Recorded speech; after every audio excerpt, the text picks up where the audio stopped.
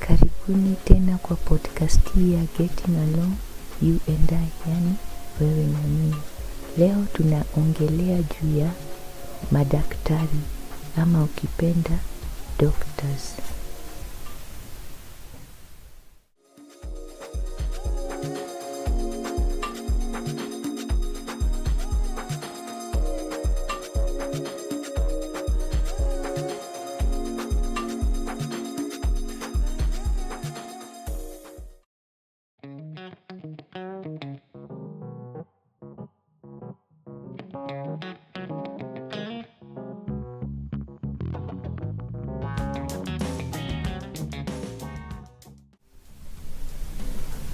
Daktari ama doctor anafaa kuwa mtu sensitive, kwani ana deal na human being. Inafaa afanye mgonjwa asikie kuwa atapona, yani apatie mgonjwa tumaini kuwa atatibiwa.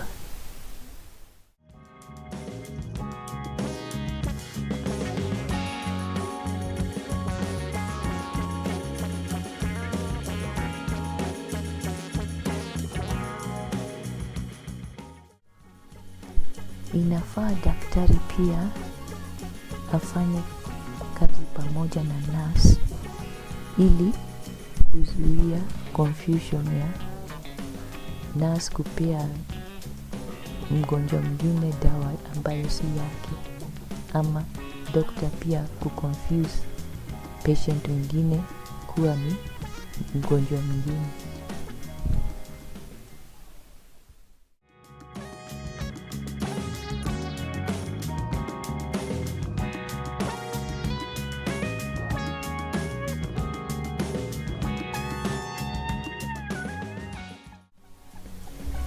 Daktari inafaa ajue ni ugonjwa gani mgonjwa ako nayo ili ampatie dawa inayotakikana.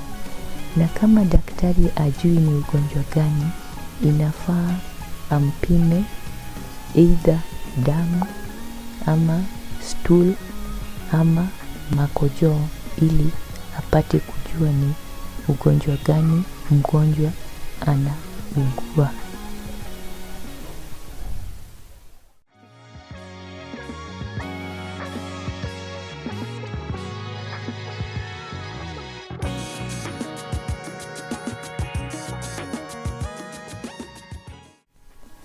Daktari inatakikana asikize mgonjwa kwa makini sana ili ampatie dawa inayotakikana. Na kama daktari ajui ni ugonjwa gani inasumbua mgonjwa, inafaa ampime either ampime damu ama makojoo ama stool.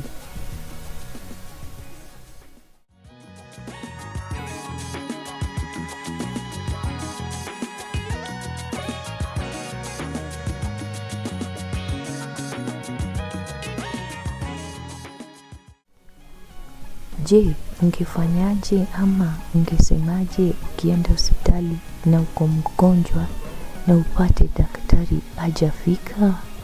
Ama ukienda hospitali upate daktari amefika na analala?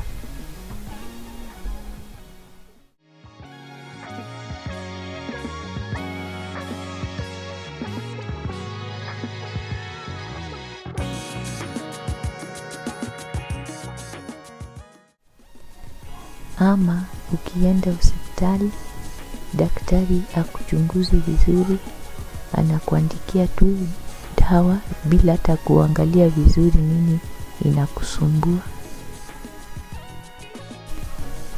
Je, wewe ungesemaje ama ungefanyaje?